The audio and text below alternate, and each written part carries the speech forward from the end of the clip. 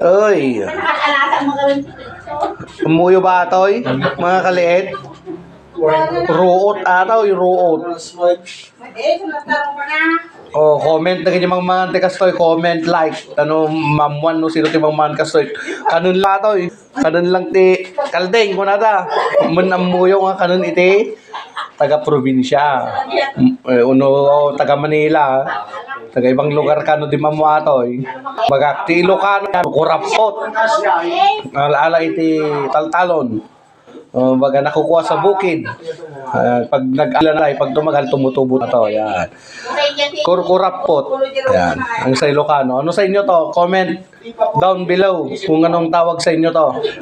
Nakukuha yun ito sa pag tapos ng pag natuyo. Tumunang kusa to. Kurap sa Ilocano. Hindi ko alam sa Tagalog kung anong tawag to. O kaya sa English. Hindi naman ito yung kain ni Papay. Kasi ang kinakain ni Papay, kalunay yon sa Ilocano. Spinach sa English. Ito ay kurkurapot. Ang luto nito ay sa inyo na. Pwede yung igisa sa sardinas. Pwede nyo ring pakuan. Bagyan ng suka lang.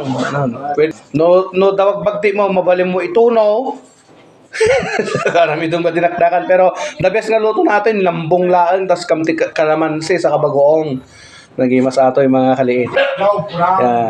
Comment down below kung anong tawag doon sa inyo. Guys.